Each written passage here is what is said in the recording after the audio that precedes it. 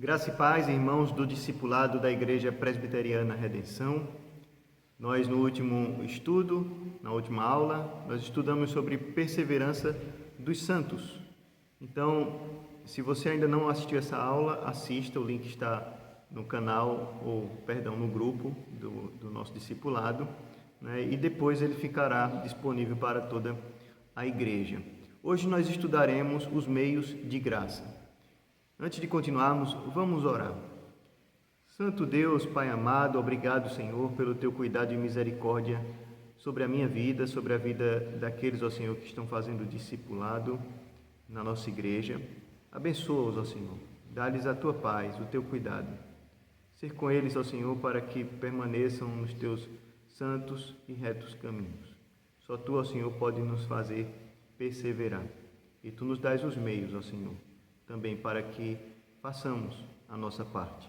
Aqueles que creem em Ti, certamente são abençoados e agraciados, ó Senhor, também com a obediência ao Teu Santo Espírito. Em nome de Jesus, amém. Então, o que são meios de graça? Nós estudaremos um pouco hoje, de maneira breve, o que são os meios de graça.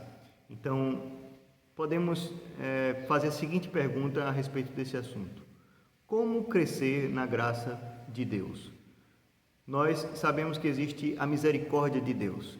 E se a misericórdia é não receber aquilo que merecemos da parte de Deus, de maneira resumida, então o que seria a graça de Deus? A graça de Deus, então, é receber de Deus aquilo que nós não merecemos. Certamente, tudo aquilo que nós não merecemos, nós recebemos de Deus, e isso tudo que vem de Deus e nós não merecemos é graça e é algo bom da parte de Deus. Então, você quer algo bom da parte de Deus para a tua vida? Então, aprenda como crescer na graça de Deus, como alcançar graça, a graça do Senhor, como crescer nessa graça, como se aproximar de Deus, que é santo, puro, bom. Deus nos dá os meios devidos para que façamos isso. Então, estes meios devidos para alcançar a graça de Deus são chamados meios de graça. Na verdade, esses meios de graça são três: a palavra de Deus, ou seja, a Bíblia, Antigo e Novo Testamento; a oração, é necessário que o crente se empenhe em orar; e também os sacramentos, ou seja, a Santa Ceia e o batismo. Os sacramentos também são meios em que o cristão recebe graça. No entanto, os sacramentos não são meios de graça como os católicos entendem que são, né? Nós entendemos de uma maneira diferente. Eles não são meios de graça por eles mesmos, mas pela obra regeneradora do Espírito Santo em nosso interior. O católico crê que em receber o sacramento do batismo e da Santa Ceia, no caso deles a Eucaristia, aquele que está recebendo, ele somente por receber já alcançou a graça de Deus. Então eles chamam isso com um termo latim de ex operato operatio, operatio operato. Esse termo significa que por si só o sacramento já é eficaz ou já fez todo o trabalho. Então nós não cremos dessa maneira. Nós entendemos que muitas vezes o indivíduo pode ser batizado, até mesmo fazer a sua pública profissão de fé, como vocês estão dispostos a fazer, e aquilo tudo ser de maneira hipócrita, não haver tido mudança no coração do indivíduo. Para que o sacramento faça ou cumpra aquilo para o qual foi estabelecido, é necessário que haja uma mudança interior no ser do cristão, no ser do crente. Então, os sacramentos são sim meios de graça, mas eles dependem interiormente da ação do Espírito Santo sobre a nossa vida, que nos convence do pecado, da justiça e do juízo de Deus. Além disso, nós temos os dois principais meios de graça, que são a palavra de Deus e a oração, qual já dissemos. Então, destes dois, o principal é a palavra.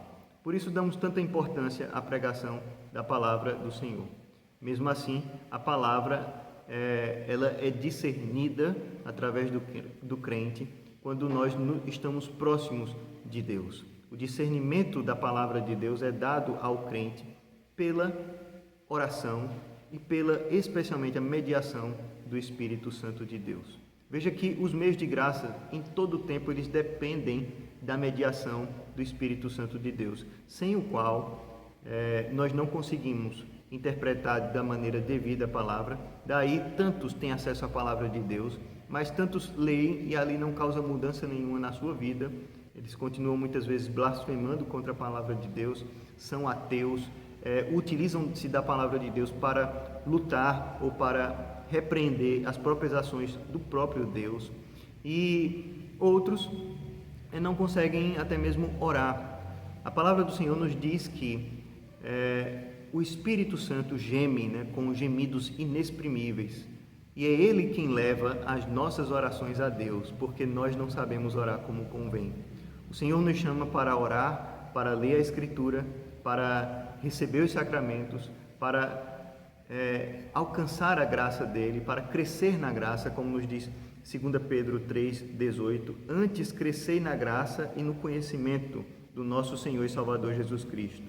A Ele seja a glória, tanto agora como no dia eterno. Pedro está advertindo os irmãos para que eles não caiam nos erros daqueles que estão à sua volta e os tentam a perecer, a errar no caminho. Então, ele diz que a melhor maneira, que o crente, ou que aqueles a quem ele enviou a carta, de vencer o erro daqueles que estão à sua volta, de vencer o erro do mundo, é crescendo na graça do nosso Senhor e Salvador Jesus Cristo, crescendo na graça e no conhecimento do nosso Salvador Jesus Cristo. Então, esses termos são intercambiáveis. Então, quando nós conhecemos mais a Deus verdadeiramente, nós também estamos crescendo na graça de Deus.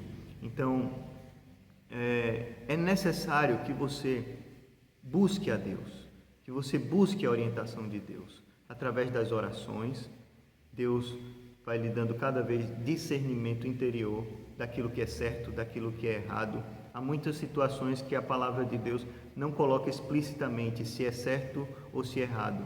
Então nós devemos buscar a Deus em oração, constantemente. A palavra do Senhor nos adverte isso, dizendo: orai sem cessar. Nós somos chamados a orar sem cessar como cristãos.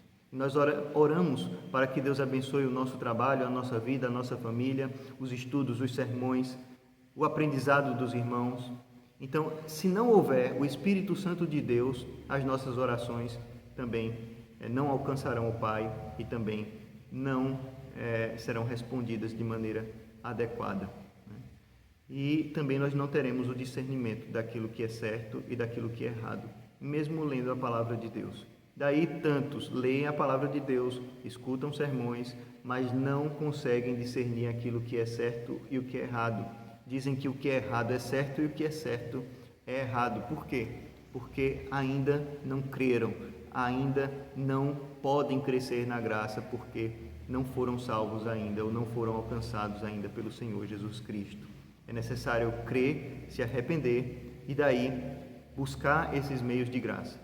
Então, nós estudamos na semana passada a perseverança dos santos, e buscar os meios de graça, buscar crescer na graça, está ligado justamente à perseverança dos santos, está ligado à santificação por parte do crente.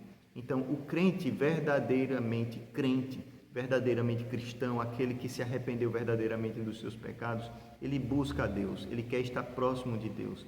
Isso nós podemos fazer pelos meios determinados por Deus, que é os meios de graça, a palavra, a oração e os sacramentos. Então, quando você não faz isso, você está recebendo a paga também da desobediência, porque Deus afirma que corrige aqueles que são seus. Então, se há meios de graça, há também meios pelos quais nós nos afastamos de Deus. Então, eu gostaria de dizer também alguns meios dos quais nós nos afastamos de Deus. Eu gostaria de abrir a minha Bíblia aqui em Gálatas, capítulo 5. Gálatas, capítulo 5, diz assim: as obras da carne e o fruto do Espírito, a partir do versículo 16. Digo, porém, andai no Espírito, e jamais satisfareis a concupiscência da carne. Porque a carne milita contra o espírito e o espírito contra a carne, porque são opostos entre si, para que não façais o que porventura seja do vosso querer. Mas se sois guiados pelo Espírito, não estais sob a lei.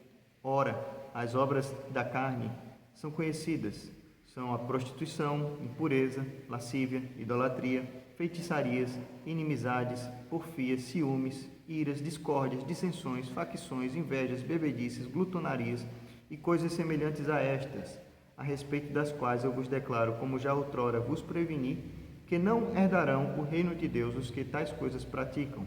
Mas o fruto do Espírito é amor, alegria, paz, longanimidade, benignidade, bondade, fidelidade, mansidão, domínio próprio. Contra estas coisas não há lei. Então, Paulo dizendo aqui os frutos, ou as obras da carne, ele cita diversos pecados pelos quais, ao praticá-los, nós nos afastamos de Deus e nós cedemos, damos lugar à carne. Ao mesmo tempo, ele diz a obra do Espírito Santo na nossa vida. E esta obra é alcançada através dos meios de graça. Como nós vamos aprender a ser bons se nós não recorremos àquele que é bondoso, àquele que é dono de toda bondade? Como nós vamos aprender a ser pacientes, longânimos, se nós não recorremos àquele que é puramente misericordioso? Como nós vamos aprender o amor se não recorremos àquele que é o amor? Então, o fruto do Espírito vem sobre aqueles que recebem a graça da salvação de Deus e aqueles que buscam crescer em seus meios de graça. Quanto mais oramos, quanto mais lemos a palavra de Deus, quanto mais participamos da comunhão com a igreja através dos sacramentos, mais e mais nós crescemos na graça do Senhor e nos aproximamos dele. Então, que Deus te abençoe, que Deus te faça crescer em sua graça, a fim de que você esteja mais e mais próximo de Deus, e receba de Deus, do próprio Deus, o fruto do Espírito. Que Deus te abençoe. Vamos orar. Santo Deus, amado Pai, obrigado pelo teu cuidado e misericórdia. Dá, Senhor, a cada um de nós o crescer na tua graça. Tu, ó Senhor, estabelece os meios pelos quais nós podemos te buscar e estar mais e mais perto de ti, fazendo a tua vontade. Ser conosco, Senhor.